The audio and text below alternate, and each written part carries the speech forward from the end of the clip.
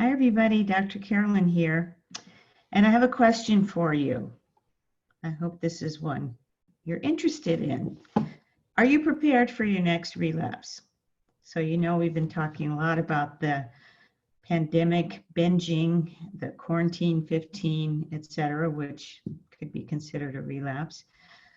But many of us don't think that we need to prepare for the next relapse. Maybe you've convinced yourself that after the last binge, that was the last one. I'm never going to do that again. Just want you to take a look at the history and realize that it's unlikely that it will never happen again. And so why not be prepared for it?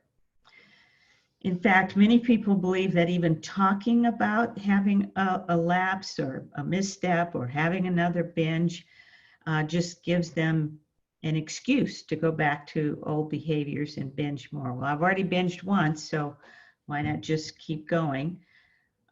Or they may feel like it jinxes their recovery. So the truth is that your cravings may come back when you least expect them. The craving to binge, the craving to eat certain foods, that they're going to come back when you least expect it. Maybe you'll be doing well, not even thinking about binging, but then something happens, and it may be something good too, like getting a promotion at work, and that may trigger old feelings of insecurity or perfectionism, like what if I make a mistake? What if I don't fill up other people's expectations?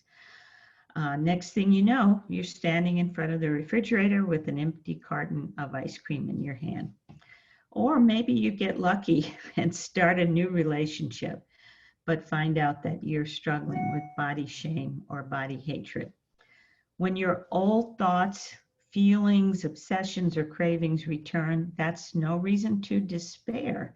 It's really just a reason to wake up. And we've been talking about staying more conscious and going deeper in ourselves over the last few videos. But most patients that I see in the Anchor program think for some reason that life is supposed to be perfect in recovery. And I talked about that last time. This is a common fallacy. Somehow we forget that life is just life. It happens to us. We don't have control over everything that happens. And it's going to have its ups and downs. There's no way that it's just going to be smooth sailing. So it's never been perfect, and it's not going to be perfect in your recovery. So when you are feeling frustrated about having cravings in the past, you may have been able to assume maybe they were all part of your food addiction, binge eating disorder, or emotional eating issues. Now, however, it's important to learn and listen to your body and understand what cravings and other feelings may mean. So here are some things to keep in mind. Number one, don't make assumptions. Treat each lapse or relapse as a question mark. Have I really lapsed, or am I experiencing a normal bodily reaction? When you're in recovery from disordered eating, you may not even realize what normal eating is. So maybe you've started an exercise program and you don't realize that your body is just hungry because your metabolism is revved up from exercise. Maybe you're feeling hungry because you missed breakfast and you're not used to having those hunger cues come out. So the only way to distinguish these normal experiences of hunger from addictive cravings is to be observant and to be curious. Number two, is it a lapse or is it an adjustment?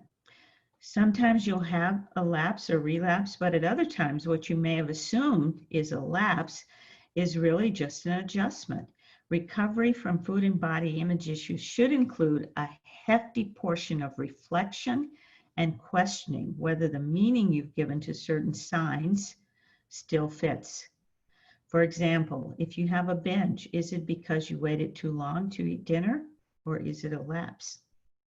So staying curious, staying open to these possibilities, instead of making assumptions that, oh, if I binged, just because I have bad willpower. Or, oh, if I binge, then, I might as well keep binging. So that's where the danger comes in. If you treat your binge with curiosity, with gentleness, and not judgment, you can learn a lot that will help you prevent binges in the future.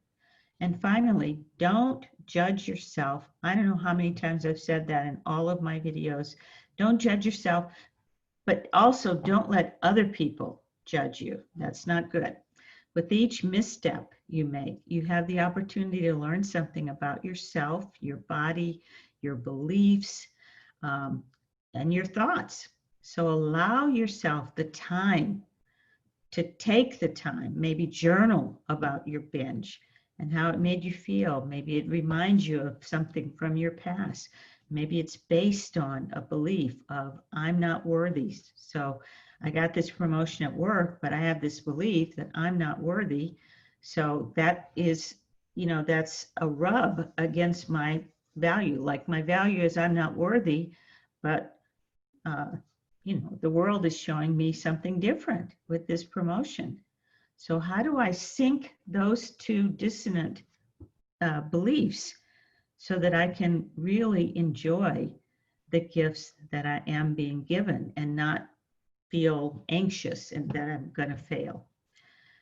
So these are learning experiences that you can learn so much about. And one important thing to keep in mind is that dealing with change requires us to be flexible. You need to cultivate physical flexibility.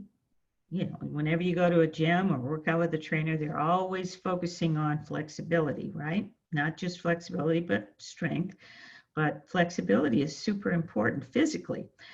As well, you need to promote mental flexibility so that you don't become rigid in your thinking or overly attached to your belief system. So if you're overly attached to I'm not worthy, then that's going to show up in your life, in your job, in your relationships, and everywhere in your life.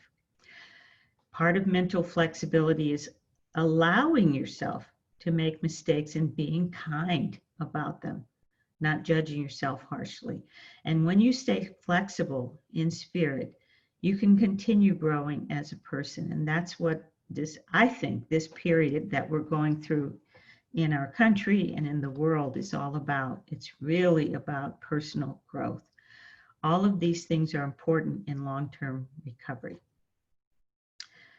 So I hope you've enjoyed this video, and I hope it's been helpful for you. I just want to remind you, you're running out of time to sign up for the next Anchor program.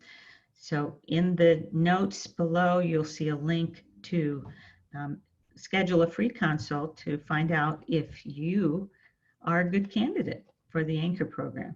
Now, I know some of you have had more than one consult and you still are having trouble making up your mind. And I understand this, first of all, uncertain times. Second of all, many people that I work with have been through program after program after program and then diet after diet after diet and have not achieved the results that they deserve, really, honestly. So I don't know what I can say to reassure you. At some point, you do have to take a leap of faith.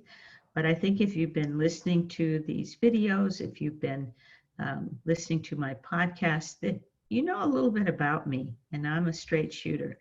So I'm not going to take your money and leave you hanging. I can tell you that. So if you feel like you finally are ready to take the next step, I've also included down below in the notes a link to my email address, and you can just email me and say, hey, I've already had a consult. I've been thinking about it, and I'm ready to make that shift.